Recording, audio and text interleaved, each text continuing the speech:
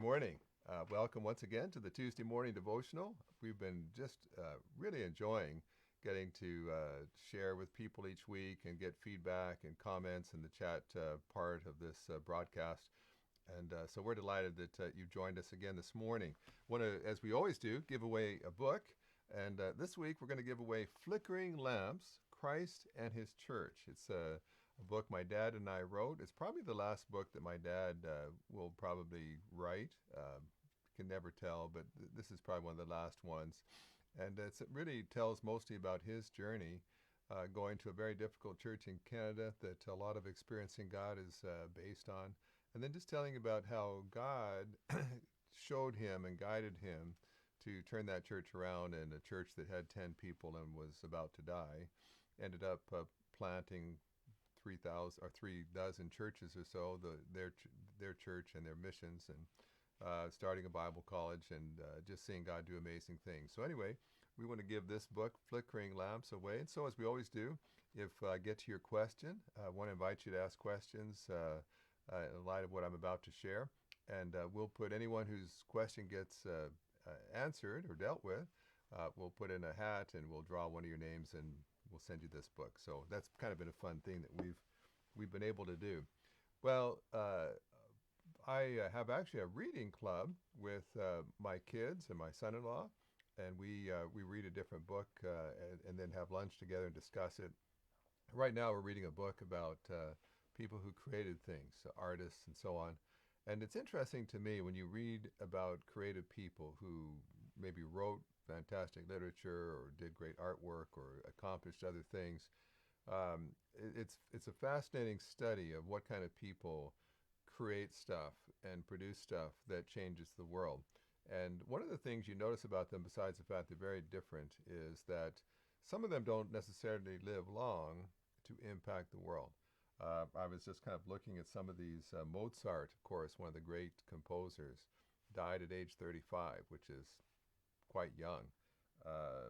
Alexander the Great conquered the known world and died when he was 33 years old. Jane Austen was 41 and had written several wonderful, very popular books and so on.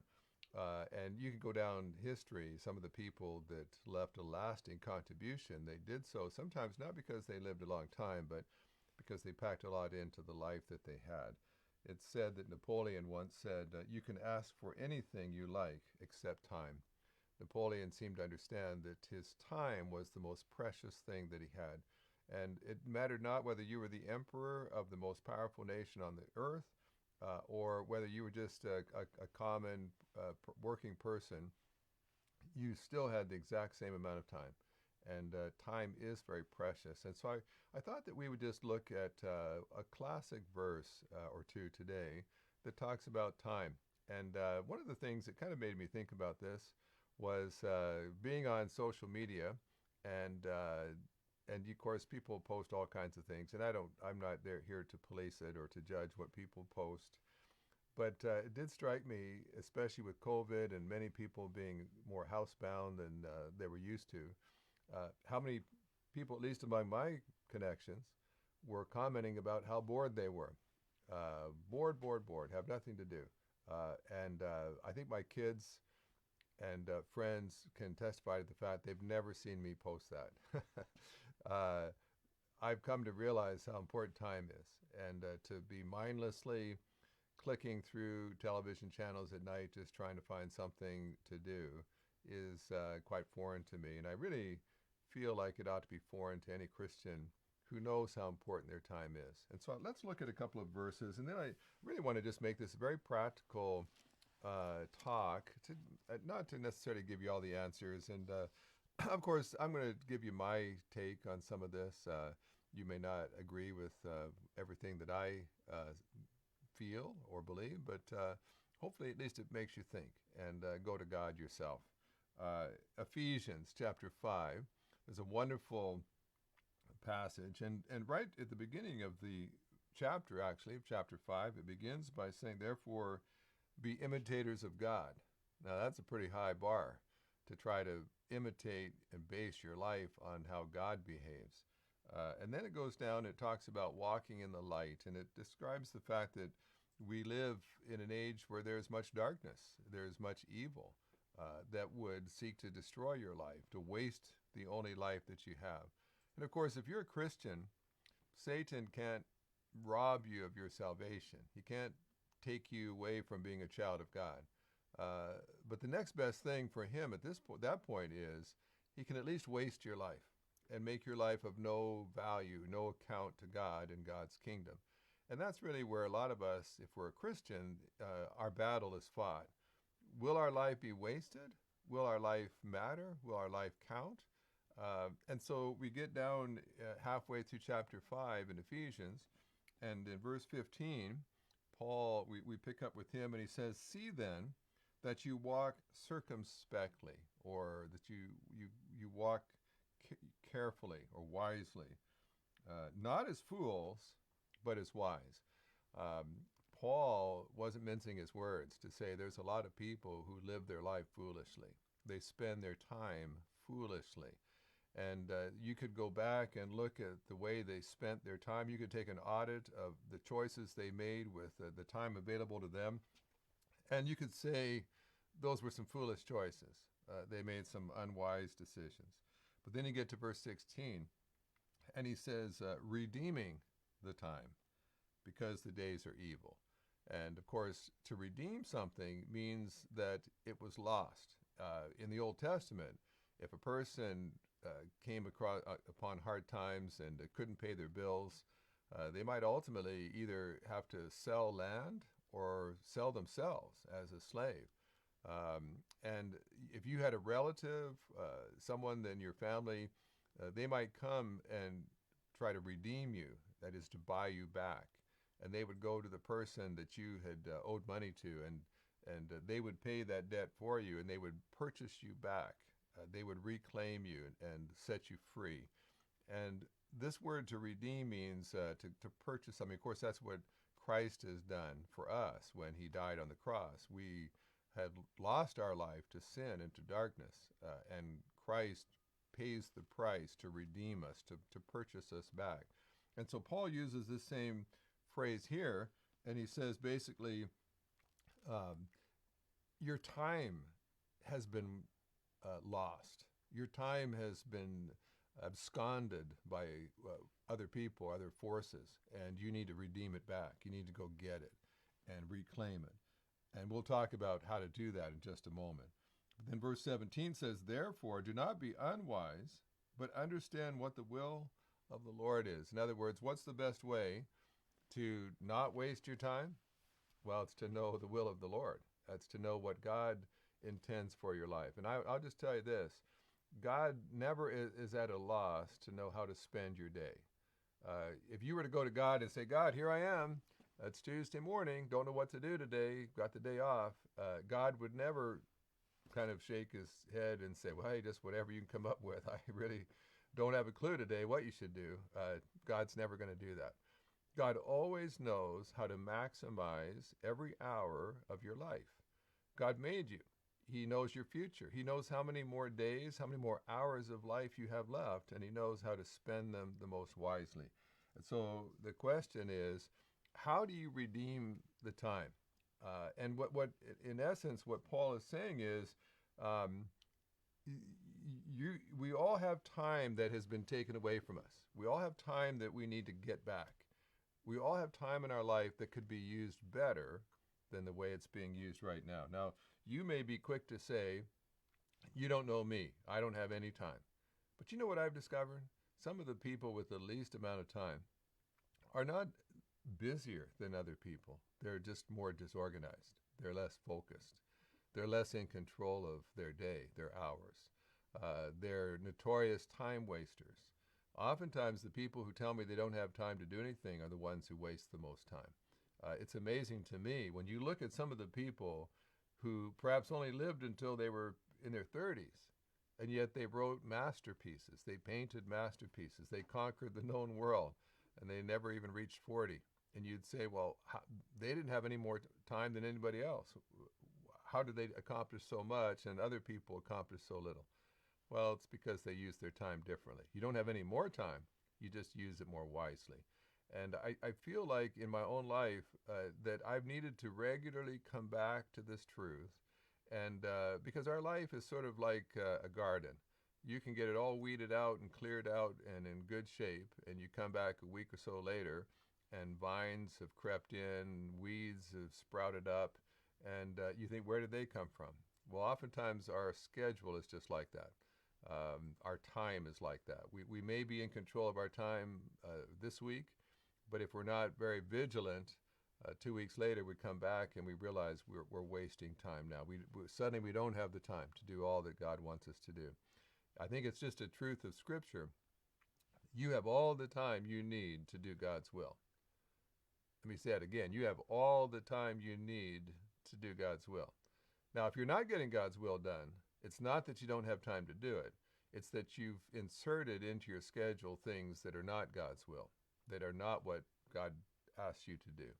And because you're doing secondary things, you don't have time for primary things. And that's why we have to keep coming back and weeding our life and our schedule. And so let me just share just a couple of very practical things for a few moments with you. And the first one is just an obvious one, and that is avoid time wasters. And I'll tell you what, time wasters come in many, many different sizes and shapes.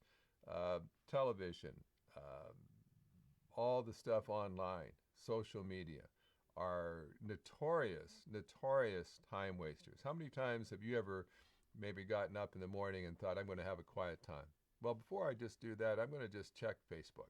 I'm going to just check Twitter. I'm just going to check some other social media outlet. And the next thing you know, 40 minutes has gone by as you've scanned here and seen this news story and saw someone posted this and posted that, and all of a sudden 40 minutes has gone by and you've not accomplished anything.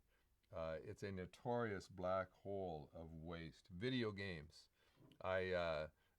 Years ago, when they were still really old school, I got a video game that I thought I'd play with the kids, and I just didn't play video games very much. So I just was kind of getting it started, seeing how it worked. It was kind of intriguing, and I got kind of engaged in the game, and all of a sudden it dawned on me I was supposed to pick my son Daniel up from a Taekwondo lesson, and it had gotten out 20 minutes ago, and I was sitting here playing a video game, and I was mortified. I think he's still emotionally scarred from the incident. I raced there as fast as I could. He was playing in the dirt, I think, with ants, I think he said. I think that was the last video game I ever played by myself after that. I just thought to myself, you know what, it's just a black hole that just wastes time and keeps me from doing what really matters, what's really important.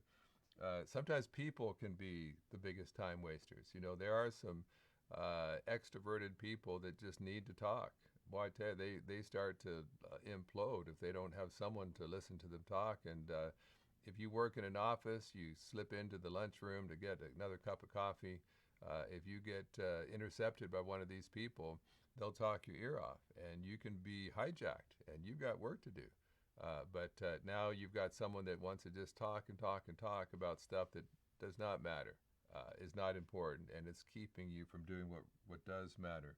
Well, second thing to say, and this is something that a lot of people would push back on, I'm sure, and that is you need to redeem your time. You need to reclaim time that has been lost. And you may say, well, Richard, you just don't know my schedule. You don't realize I don't have any spare time at all. Well, I would be willing to push back on most of you. Maybe not all of you, but most of you. If I were to follow you around all day long, I suspect I would find wasted time that could have been used more productively. I did an experiment years ago when my kids were all in school still, and I was wanting to read more. Have you ever been there where there's a Christian classic or a leadership book or something, and you've always wanted to read that book, but you just don't have time? I often have people tell me, I just don't have time to read. So I decided to do an experiment. I actually took this book right here. It's a biography of Harry Truman, considered one of the best. It actually won the Pulitzer Prize, actually. It's, I don't know, it's over 1,000 pages, so it's a nice size biography. I love this size biography. And I decided that I would not just sit there in my office on work time and read this book. I never read books just sitting in my office during the working hours. I would just read it in time that otherwise would have been wasted. So if I went to my kids' school to pick them up after school, sure enough, if I get there, I'll get there 5, 10 minutes early. I'm waiting. They're running 5, 10 minutes late. I've just sat there for 20 minutes with nothing to do. Um, I pull out this book and I'd start reading it. I go to meet someone for a breakfast meeting, and sure enough, if I show up at the restaurant with nothing, they'll be running 15 minutes late, and they'll come barging in, apologizing because traffic was so bad or whatever else. But every time I went into a restaurant, I would always bring a book with me, which at this time it was this book. And they'd come dashing in late and apologizing. I'd say, that's all right. They're just about to drop a nuclear bomb here. I'm really into it right now. So just hold on a sec. I go to a doctor's office. I go pick someone up at the airport. I never went anywhere without taking this book with me. And within just over a month, I had read a Pulitzer Prize winning 1,000-page biography in strictly time that otherwise would have been wasted. I would have been doing nothing productive. Instead, I read something of weight and significance. And I actually quote this book a lot in some of the other writing that I do later. And so if you will examine your schedule, you'll discover that you could redeem time that has been just being wasted before, but now can be used. It might be that you have to commute, and all of a sudden you realize, you know what, I could be listening to Scripture play while I'm driving. I could be listening to a podcast on a subject that would keep me informed. I could be listening to audiobooks while I drive. Why would I just commute and just mindlessly just not be doing anything? If you will examine your schedule, your routines, you'll discover, for instance, I fly in airplanes a lot. I always have a book in my hand when I'm flying. In fact, if you go to my office and just pull books off the shelves, most of them have boarding passes in them. That's what I use as bookmarks. And I'm thinking to myself, I'm going to spend 2 hours on this plane. Within a week of travel, I could have read a significant book instead of just sitting and mindlessly checking to see if there's maybe a movie that's playing on the airplane while I'm flying. There's a reason some people get so much done and others get so little done. Another thing, the reason that we don't get more done is a lack of focus. We just don't have any plans. We don't have any goals. I've got books that I intend to read, and I put them at my desk. I put them where I see them. I've got them queued up. Right now, my struggle is I've got about a dozen books. I want to read them all right now, and I've dug into a bunch of them. And depending on the mood and the time of day, might depend which book I pick up. But I've got them all before me, and I plan on reading every solitary one of them. A fourth thing, it seems kind of old school now, but just make a list. Just make a list of those things that you do want to get done. And at the top of the list, put the most important things. We tend to gravitate toward the things that are more fun, that are easier to do, that we are more enjoyable. And then we tend to never get to the hard stuff. We run out of time in the day before that. But the key is put your list together and put the most important things first and make sure that you get to those. If you can get the 2 or 3 most important things done in the day, it doesn't necessarily matter nearly as much if you didn't get the whole list done. At least you got the important things done. And I would just say, fifthly, just stay focused. I know a lot of people who start things, but they never finish. They never follow through to the end. They're distracted. Every phone call comes and they lose their train of thought. Every coffee break or change of the day, whatever happens along the way, they get derailed and they never finish what they started. And then Paul says here, the sixth thing is just know God's will. Just know what it is that God wants you to do. Understand that wasting time is a sin if it is preventing you from doing God's will. God does have a will for your life, and it's important that you accomplish that will. By the way, if you don't accomplish God's will, people are going to suffer. People that would have been blessed by you accomplishing God's will are not going to be blessed now because you never got around to doing what God wanted you to do.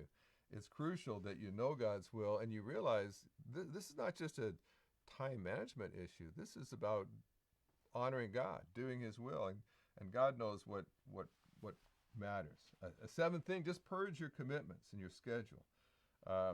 And what I've discovered is every year you want to take a look and see all the commitments that you've made. Maybe you agreed to teach a Sunday school children's class at church. Maybe you agreed to serve on 2 committees in your community or in your church. Maybe you volunteer at a certain place. And that was fine, and that was what God wanted you to do. But don't assume that everything you volunteer for has become a life sentence, that now you have to just keep doing it for the next 25 years. I find every year, every December, I take a hard look at my commitments, and I pray over every one of them to say, God, I know you wanted me to do this last year, but I'm not going to assume that you also want me to do it again every year. So I put everything back on the table, God, and you show me if I need to re-sign up for all of them, or maybe it's time for one of these to be set aside. Also, an 8th thing, just know your boundaries. And there's a lot to be said about that, but if you don't set boundaries, there will always be someone prepared to hijack your schedule, your time. Someone will stick their head in your office door. Do you have just a minute? Someone that'll say, you really need to watch this show. Right now, actually, with COVID-19, I, for one, have started doing this Tuesday morning devotional, and I realize that you have to make a choice if you've got the time to watch this or not. But there's a lot of online things out there right now, and I've got a lot of friends who are putting stuff on all the time, and I'll be honest with you, they're my friends, but I don't have time to watch everything that they do. I typically watch my son's church service that he posts. I watch my own church and its services. I jump in and out and try to keep up with some others, but you know what? You can feel pressure. People say, "Oh, you've got to watch this. You've got to see this." Hey, I just wrote this blog. Would you need to subscribe and read all my blogs? And before you know it, you have no time, because everybody who has anything they want you to do has pushed that upon you. And then lastly, just 9th thing is just use time savers. And there are some tools. There are some software programs, there's reminders, there's different things you can do to just trim time. And I suppose my biggest danger sometimes is I can be tempted to pack too much in my day, and that can be a problem. We'll have to maybe talk about that sometime. But there are some ways you can save time. I, for one, and I mean, I know it's a financial thing, but I used to always mow my own lawn and do all my yard work, and I'm just at an age and I travel enough that I've just started to farm that out to someone that charges me a reasonable rate. And I've just had to decide, with all the things that I'm doing, is that the best use of my time to do that? Or while someone else is taking care of this, I could be doing this instead. It's far more productive. It's something only I can do. Even little things like my wife and I, we don't watch very much TV at all. One of the things we do like to watch is when my hockey team is playing hockey. But, you know, sometimes I'll sit there, and if you're watching it live, then you sit through a bunch of commercials, which is a waste of time. And so a lot of times I'll just pause the game. I'll let it get half an hour, 45 minutes ahead. I'll have to remind my son Daniel not to mention the score. And then I'll just fast forward all the commercials. If you just wait long enough, then you watch the game without commercials. It's much more efficient. You know how it's going to end anyway when my team ends up losing, but at least I don't have to endure all the commercials as well. It's another way to just create a little more time into my life. Well, there's lots and lots of ways, and we're out of time as far as all the different ways to do that. But I just would encourage you to take seriously your time. And can I just tell you this from my heart? If you're bored, you need to go and seek the will of God. Don't tell me you just don't like to read. You can listen to classic books. Sometimes, even if you don't like reading, you need to just do it anyway, because you will enrich yourself. You will expand your mind and your thinking and your walk with God. But let me encourage you. You have the time to do everything God wants you to do. If you find you don't have the time, it's because you're doing things God has not asked you to do. Well, let me just get to a couple of questions here, because I see several that have come in. Sarah asks, how do you gracefully step out of one-on-one conversation with a person that monopolizes your time and do it without hurting their feelings? Great question. I'll tell you what, can I be real honest with you? There are some rude people out there. And the more that I've dealt with people like this, the more I realize, you know what? That's rude of them. They interrupted me. They're tying me up. I've got all this stuff to do, and they're preventing me because they just want to talk. They're not being thoughtful of me. And I'm agonizing trying to be thoughtful of them and trying not to hurt their feelings. All the while, they're clueless about me and what I'm doing, what I need. And so you can start off with being a little bit tactful and say, you know what, hey, this has been great. I've got to run. I've got a call coming in a few minutes. I've got to be ready for. I've got this I need to get to. If they won't release you, I've honestly, I've just gotten to the point that sometimes there's just not a polite way. In fact, what they probably need is not a polite way. They need to have it said to them in a way that they understand. Hey, this is rude. I've got to go, and just turn and just start walking away. I remember one time I had a meeting with all my top leaders. It was scheduled for 10 o'clock. And I had a person, she was very efficient, a good leader, but she arrived 10 minutes early. And she just came on in and she said, oh, I'm sorry, I know I'm early, but I was finished on my work, so I just came on down. And so I wasn't trying to be rude, but I just said, hey, well, you're fine. You're welcome to sit there at the table, but I've got 10 minutes more work I need to do. So if you'll excuse me, I'm going to just finish up what I was doing. Well, she got the message. Don't come early to meetings. Come on time, don't come late. But when you come early to something, you've just interrupted the host and whatever it was they were doing. She never did that again. And so sometimes you just have to you may have to be just a little on the edge there, and hopefully they get the message, and then you've dealt with it, and it's not a problem again. But a great question. Joy asks, is this where having an accountability partner would help? At least one, if not more. Yes, it would. Especially if you're struggling with getting things done. If you're chronically unable to meet deadlines and get stuff done, if week after week you keep saying, oh, I really intended to do that this week, and I don't know where the time went, but I haven't done it again. Great to have an accountability partner. Our ministry, Biography Ministries, actually has leadership coaches as well. Sometimes just getting a coach to just spend maybe a couple sessions with you really can be eye-opening when you realize where your time's being wasted. And sometimes it's appalling when you realize, so I didn't get this major job done, but I did spend this much time on a computer game. My word, that's just a horrible, horrible exchange of my valuable time. I spent my valuable life doing this, and then I didn't get this Christian classic read that I've always wanted to.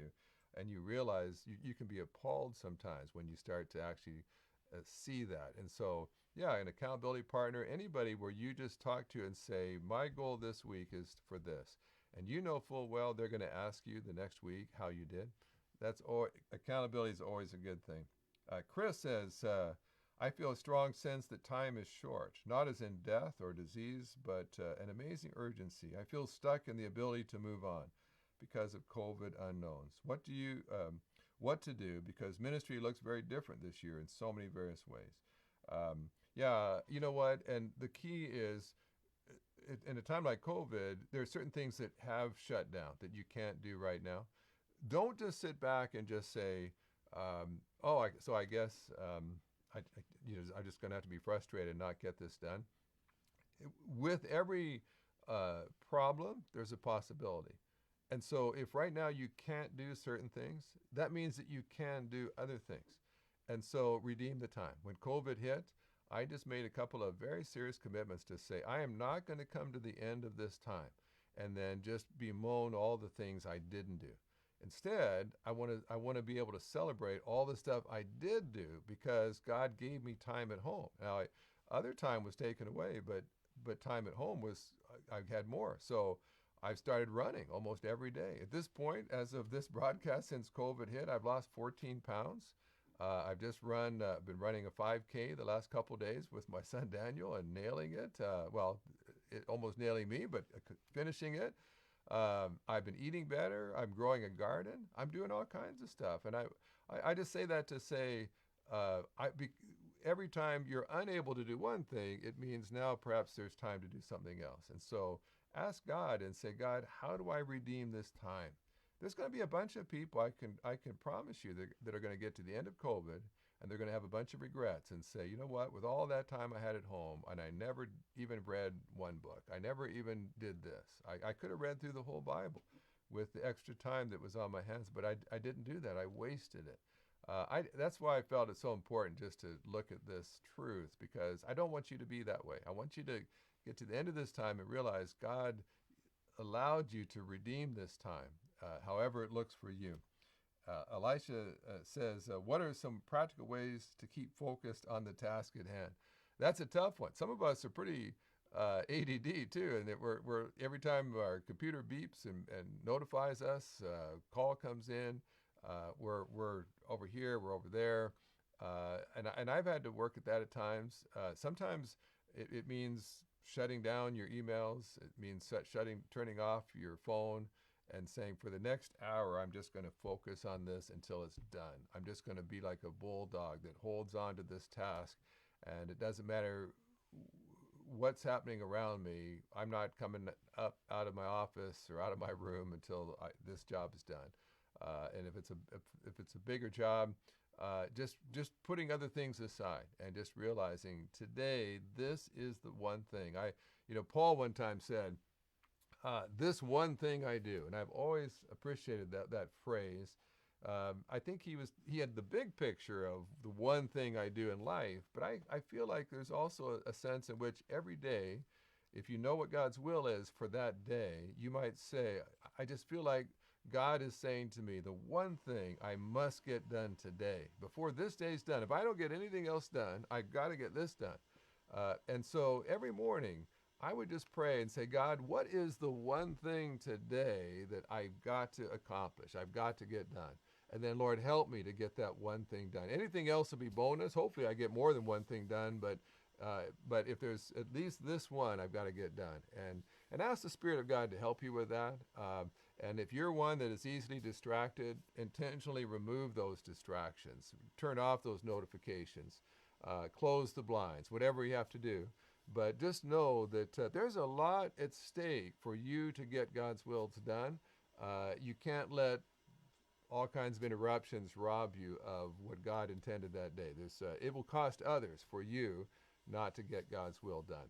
Well, thank you for joining us on this Tuesday. So many practical things in the Word of God. I hope that this week, take some time just to get before God and say, God, is there a way for me to redeem some time that I've been wasting? They're talking now about re-entry from COVID and beginning to go back to work and to church and other places. And so life will be gradually beginning to move back toward a little bit more of the schedule it used to be. But there may be some things God intended for you to do during COVID. Maybe while you were more quarantined at home, there were some things God knew you should be accomplishing that you haven't yet. If that's the case, go to the Lord and just ask Him, God, help me in this time that's left to make sure that I accomplish everything that you wanted me to, so that I do your will in my life in the time that you've given me. So I look forward to seeing you next Tuesday. Use your time well this week.